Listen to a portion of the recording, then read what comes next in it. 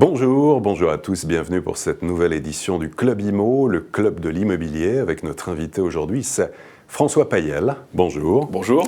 Vous êtes le président de la FPI, la Fédération des promoteurs immobiliers de France, et vous publiez aujourd'hui le bilan 2013 du logement neuf et les perspectives 2014. Alors côté bilan, est-ce que le logement neuf est sorti de la crise ? Malheureusement non, le logement neuf n'est pas sorti de la crise. En 2013, après un premier semestre qui avait marqué un léger mieux de l'ordre de plus 4%, eh bien le second semestre, lui, est à nouveau en repli. Ce qui fait que sur l'année, nous enregistrons un chiffre des ventes au détail quasiment comparable à celui de 2012, avec une hausse de 1,3%. Il faut noter que le dernier trimestre, le quatrième trimestre, qui est traditionnellement chez les promoteurs le meilleur mois de vente de l'année, est lui-même en recul de 7% par rapport au quatrième trimestre de 2012. Ce qui veut dire que le léger rebond que nous avions enregistré au premier semestre, ne se confirme pas, mais surtout que la vitesse instantanée, si je puis dire, des ventes est à nouveau en dégradation. Donc le chiffre en fait de logements neufs vendus en 2013 ? À peu près 74 500 logements. D'accord. Si l'on regarde dans le rétroviseur, la situation par rapport, par exemple, à l'année 2010. Alors nous étions en 2010 à un niveau compris entre 105 et 110 000 ventes au détail. Nous étions en 2011 à un niveau qui était un peu inférieur à 100 000 logements. Et nous sommes passés en 2012 à 74 000 ventes environ. Et en 2013 à 74 500 ventes. Vous voyez donc une deuxième année à un très bas niveau par rapport aux chiffres des 20 dernières années. Comment l'expliquer ? Alors je crois qu'il y a beaucoup de choses. D'abord une situation économique qui préoccupe nos concitoyens à bien des niveaux. Or, vous savez que l'achat d'un logement est un projet de long terme, donc il y a des préoccupations. Et puis il y a aussi aujourd'hui une problématique de prix du logement neuf. Nous essayons, j'allais dire, avec beaucoup d'acharnement, mais pour l'instant sans grand succès, de faire baisser les prix du logement neuf. Et pour faire baisser les prix du logement neuf, il faut faire baisser le prix de revient, c'est-à-dire peser sur le foncier, le terrain et les aménagements d'une part, et puis sur les coûts de construction d'autre part. Quelles sont les perspectives 2014 ? Alors, s'agissant des ventes, il faut souligner qu'au-delà d'un niveau stable à un niveau bas en 2013, comme je vous le disais, les indicateurs avancés de notre profession, que sont les permis de construire obtenus en 2013 et les mises en vente par les promoteurs, parce qu'avant de vendre, il faut mettre en vente, eh bien, ces deux indicateurs, permis de construire et mise en vente, sont très mauvais en 2013.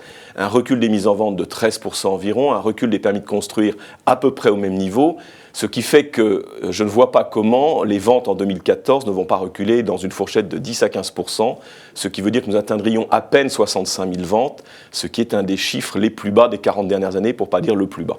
Avec sans doute des programmes peut-être arrêtés, des projets abandonnés ? Tout à fait. Donc nous voyons un recul des mises en vente d'une part, et puis nous voyons aussi des programmes qui sont mis en commercialisation et puis qui, au bout de quelques mois, sont retirés de la commercialisation. Alors quels sont les leviers pour justement permettre la relance de la construction, notamment de l'activité ? Alors il y a les leviers de long terme ou de moyen terme, et notamment ce qui est en train de s'opérer sur le foncier, mais on sait que ça ne va pas être efficace dans l'immédiat. Je soulignerai néanmoins que la baisse de la taxation des plus-values pour les propriétaires qui vendent un terrain constructible pour y construire du logement neuf de 25% en 2014 va dans le bon sens, mais ça ne pèsera pas dans l'immédiat. Il y a en revanche une chose qui est importante et qui peut permettre d'agir rapidement sur cette crise, ce sont les coûts de construction.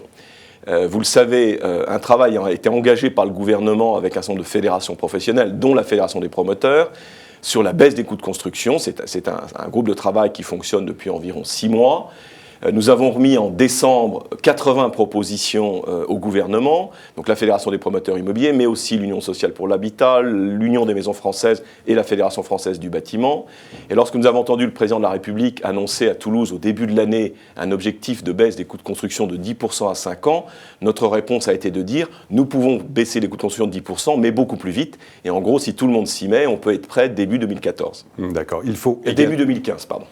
Il faut également, pour construire plus, des investisseurs. Sont-ils présents ? Pourquoi le Duflot, le dispositif Duflot, ne fonctionne pas ? Alors, il faut voir qu'à l'intérieur des chiffres de 2013, à peu près stable par rapport à 2012, il y a en gros plus 5,5% sur l'accession, les ménages qui achètent pour habiter, et moins 4,5% sur les investisseurs. Alors pourquoi les investisseurs n'achètent pas? C'est-à-dire qu'on a atteint le chiffre d'environ 28 500 ventes à investisseurs. Avec un objectif de 40 000. Avec un objectif de 40 000, qui est surtout un chiffre très en recul par rapport à 2012. Et je ne parlerai pas des chiffres de 2010 qui devaient voisiner les 65 000 logements venus d'investisseurs. Donc vous voyez un chiffre divisé par plus de 2,5. Donc c'est un recul très fort. Alors pourquoi cette situation? D'une part parce que, vous le savez, le cadre du dispositif du FLO n'a été vraiment stabilisé qu'à la fin de l'année 2013. Et donc, comme ce nouveau dispositif nécessitait du temps pour l'expliquer aux investisseurs potentiels, le fait de l'avoir stabilisé à la fin de l'année n'a pas favorisé son efficacité.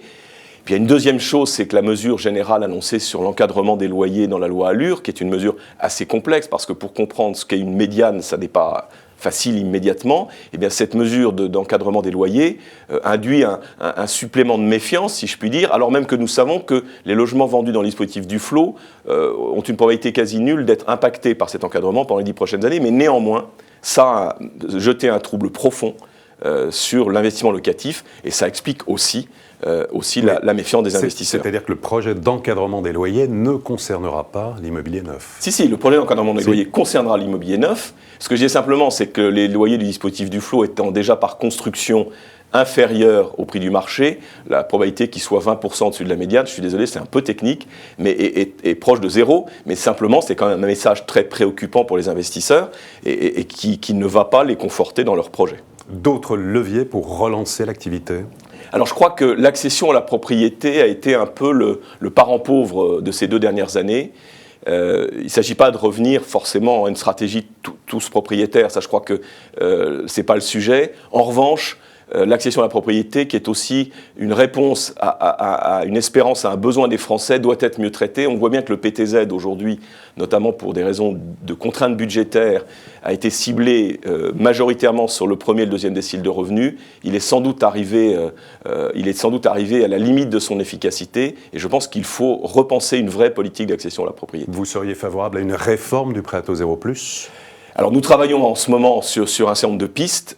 Certainement, la réforme du prêt à taux zéro plus doit être mise sur la table. Avec toutes les incertitudes économiques, juridiques et fiscales, est-ce qu'investir dans l'immobilier, ça a encore du sens aujourd'hui ? Alors, une étude est sortie récemment qui montrait que sur le long terme, le placement dans l'immobilier reste une valeur sûre. Et on voit bien que la plupart de nos concitoyens, quand on les interroge sur les supports de leur épargne, nous disent, au fond, derrière l'épargne, on se rend compte qu'il y a un sous-jacent. Vous savez, c'est ce mot technique, quel est le sous-jacent de l'épargne ? Et ils disent au fond, mais au-delà des placements financiers, monétaires ou autres, l'immobilier reste une valeur sûre parce que c'est un bien physique. Il peut connaître des fluctuations dans le temps, mais finalement, à partir du moment où notre pays manque de logements, à partir du moment où il y a des besoins locatifs importants, dès lors qu'on sera un loyer qui est en phase avec le pouvoir d'achat des ménages, le bien conserve une vraie valeur, et j'allais dire une valeur qui se voit. Et donc on sent bien que malgré cette incertitude, malgré les difficultés, et le paradoxe, c'est que les taux sont bas aujourd'hui. Donc les ménages restent attirés par l'immobilier. Pour eux, ça reste une vraie valeur de placement. Une chose que je n'ai pas dite tout à l'heure, c'est qu'en ce moment, on voit bien qu'il y a des restrictions de crédit, ou en tout cas des durcissements de critères d'octroi par les banques, qui font que, par exemple, le taux de désistement chez les promoteurs au deuxième semestre 2013 a augmenté, était quasiment multiplié par 2 pour refus de prêt. Donc on voit bien que là aussi, c'est un facteur qui ne favorise pas l'investissement et l'achat d'un logement. Vous comprenez l'attentisme ? Je le comprends, en tout cas, j'en mesure un certain nombre de facteurs, oui. François Payel, merci beaucoup. Merci. Et à très bientôt pour une prochaine édition du Club Imo, Explore Imo, Le Figaro.